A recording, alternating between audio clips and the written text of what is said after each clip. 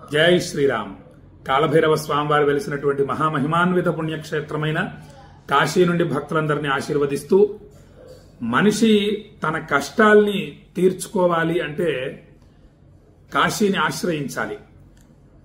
అనేక సులభమైన మార్గాలు కాశీలో ఉన్నాయి. మీకు గత సుమారు 20 రోజుల నుంచి అనేక అద్భుతమైన విషయాలు తెలియజేస్తూ రావటం జరుగుతోంది. రత్నేశ్వరుణ్ణి అభిషేకించడం చేత వివాహం కాని పురుషులకు వివాహం అవుతుంది. ఆత్మవీరేశ్వర స్వామిని అభిషేకించడం చేత సంతానం కాని దంపతులకి సంతాన ప్రాప్తి కలుగుతుంది. అకాల మరణం సంభవిస్తుందేమో అని భయం కలిగేటటువంటి వాళ్ళు ఇక్కడ మృత్యుంజయ స్వామివారి ఆలయం ఉంది, కాలభైరవ స్వామివారి ఆలయం దగ్గర. ఆ మృత్యుంజయ స్వామిని దర్శించి సేవించడం చేత ఆ యొక్క మరణ బాధ అనేటటువంటిది తొలగిపోతుంది. అంటే అకాల మరణం అనేది దరికి చేరదు.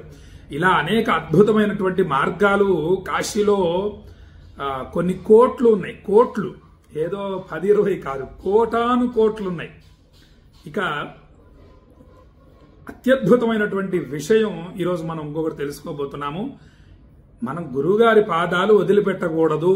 ఎవరా గురువుగారు? ఆదిశంకరాచార్య స్వామివారు. ఎన్ని అద్భుతమైనటువంటి స్తోత్రాలు మనకు అందించారంటే అసలు వర్ణించలేం. గురుగారు అందించినటువంటి స్తోత్రాలు అనేకం. అందులో మొన్న మీకు ఒక శ్లోకాన్ని మీకు తెలియజేశాను.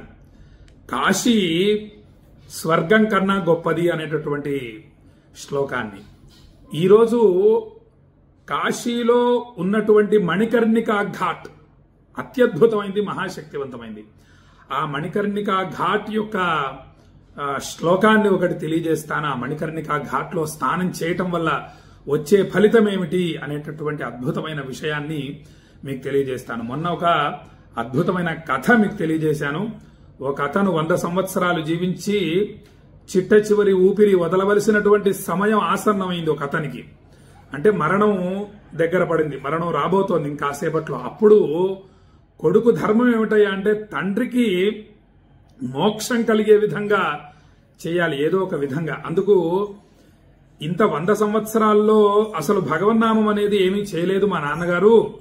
ఈ చివరి సమయంలో భగవన్నామాన్ని జపించడం చేత మోక్షం కలుగుతుంది అని చెప్పి నారాయణ అనమని చెప్పి ప్రోత్సహిస్తూ ఉంటాడు తండ్రిని. ఆ తండ్రికి వినపడగా ఆ నామాన్ని జపించడు. అప్పుడు నారను తీసుకొని వచ్చి ఇదేమిటి అని అడుగుతాడు.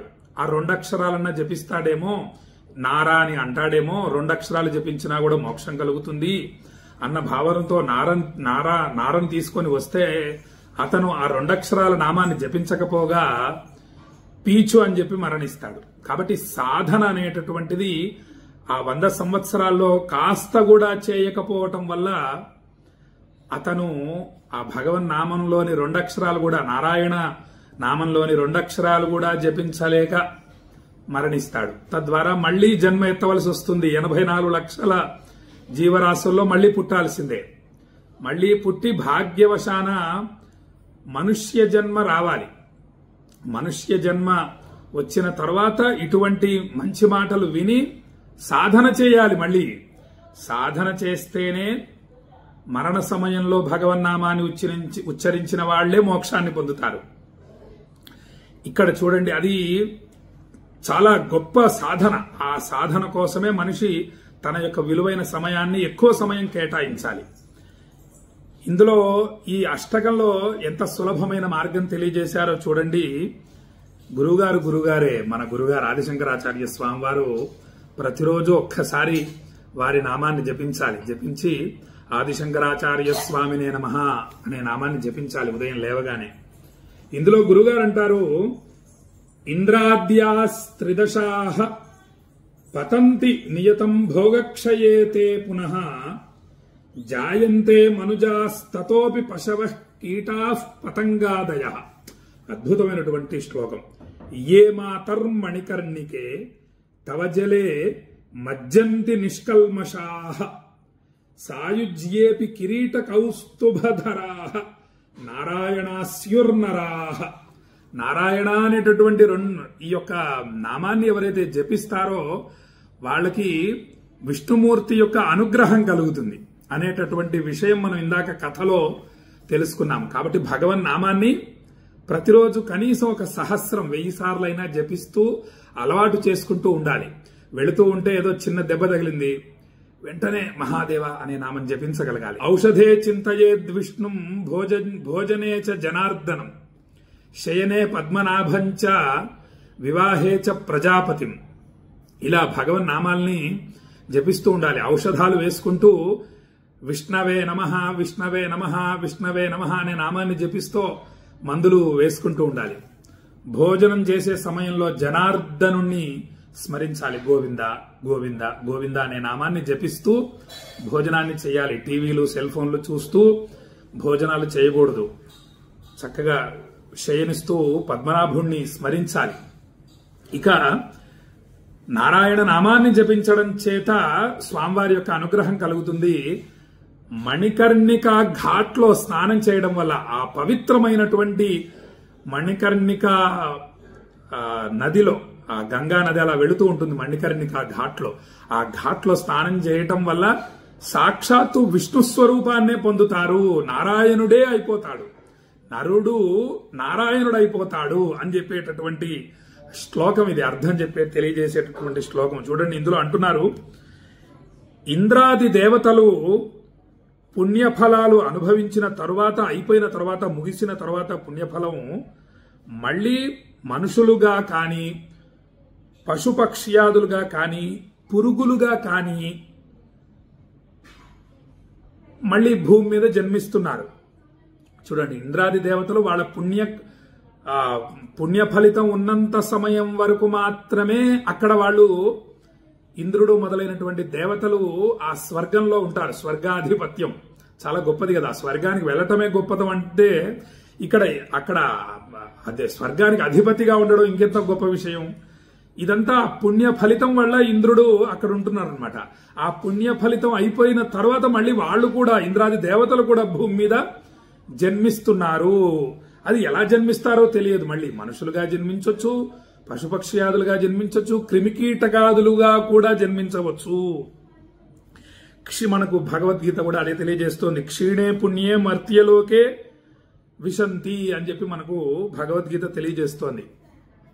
ఆ పుణ్య ఫలితం అయిపోయిందంటే వాళ్ళు జన్మించాల్సిందే. కానీ ఓ తల్లి మణికర్ణిక ఘాట్ను అంటున్నారు, ఓ తల్లి మణికర్ణిక, నీ నీట మునిగిన మానవులు, ఆ మణికర్ణికా ఘాట్లో స్నానం చేసిన మానవులు పాపరహితులై మొత్తం అనేక జన్మల పాప రాశి అంతా భస్మమైపోయి కిరీట కౌస్తుభధరులై, ఆ స్నానం చేసిన వెంటనే కిరీటము కౌస్తుభము మొదలైనటువంటి ఆభరణాలతో నారాయణులే అంటే విష్ణు స్వరూపాన్నే పొందుతున్నారు. యగుదురు, నారాయణులే యగుదురు. అంత గొప్పది మణికర్ణికా ఘాట్లో స్నానం అంటే సామాన్యమైంది కాదు. విశ్వనాథుణ్ణి గర్భాలయంలోకి వెళ్లి అభిషేకించి స్పృశిస్తే ఏ ఫలితం కలుగుతుందో. విశాలాక్షి అమ్మవారికి గర్భాలయంలోకి ఎవరిని వెళ్ళనివ్వరు. ఒకవేళ అమ్మ దయ వల్ల, అంటే మేము వెళ్లి మొత్తం 10 రోజులు, నవరాత్రులు 10 రోజులు కూడా అభిషేకాలు చేశాం అమ్మకి, సాక్షాత్తు కాశీ విశాలాక్షి అమ్మవారికి. ఆ అమ్మవారికి అభిషేకం చేసి తల్లి పాద పద్మాలకి తల తాకించి నమస్కరిస్తే ఏ ఫలితం లభిస్తుందో, మణికర్ణికా ఘాట్లో స్నానం చేస్తే ఆ ఫలితం లభిస్తుంది. అంత శక్తివంతమైంది మణికర్ణికా ఘాట్. సాక్షాత్తు విష్ణుమూర్తి అనుగ్రహం కాదు, విష్ణుమూర్తి స్వరూపాన్నే పొందుతారు ఆ మణికర్ణికా ఘాట్లో స్నానం చేసిన వాళ్ళు అని ఎవరు తెలియజేస్తున్నారు? మన గురువుగారు ఆదిశంకరాచార్య స్వామి వారు తెలియజేస్తున్నారు. అది అత్యద్భుతమైనటువంటి విషయం. కాబట్టి ప్రయత్నపూర్వకంగా కనీసం సంవత్సరానికి ఒకసారైనా తప్పకుండా కాశీకి రావాలి. వచ్చి చక్కగా మణికర్ణికా ఘాట్లో స్నానం చేయాలి. చేసి ఆ పవిత్రమైన గంగాజలం తీసుకొని విశ్వనాథుడి మీద హరహర మహాదేవ అంటూ అభిషేకం చేసి ఒక బిల్వదళం పెట్టి ఆ 2 చేతులతో ఆ స్వామిని తాకి నమస్కరించాలి. తెల్లవారుజామున 4 గంటల నుండి 5 గంటల వరకు గర్భాలయంలోకి భక్తులందరినీ పంపిస్తారు. మళ్ళీ సాయంత్రం 4 గంటల నుండి 5 గంటల వరకు గర్భాలయంలోకి అందరినీ పంపిస్తారు భక్తుల్ని. ఆ సమయంలో అభిషేకించి పూజించాలి. కాబట్టి ఇవన్నీ గొప్ప మహిమగలవి, అత్యద్భుతమైనటువంటి విషయాలు. తప్పక ప్రయత్నించాలి. కుదరదు కుదరదు కుదరదు అంటే ఎప్పటికీ కుదరదు, ఎన్ని రోజులకి కుదరదు. మనం కుదుర్చుకోవాలి. అనేకం కుదుర్చుకుంటున్నాం. ఇప్పుడు చూడండి, ఎంత శ్రమైనా సరే కుదుర్చుకొని ఒక స్థలం కొంటాం. ఎంత అప్పు చేసైనా సరే జాగ్రత్తగా ఇల్లు కట్టుకుంటాం. ఎంత శ్రమైనా సరే ఘనంగా ఒక గృహప్రవేశం చేసుకుంటాం. ఎంత ఖర్చైనా సరే బంధుమిత్రులందరినీ పిలుచుకొని గృహప్రవేశం చేసుకుంటాం. ఇవన్నిటికీ కుదుర్చుకుంటాం. మరి కాస్త ఖర్చు ఒక 5 నుంచి 10,000 రూపాయలు అవ్వచ్చు సుమారు కాశీకి మామూలుగా ట్రైన్లో వస్తే.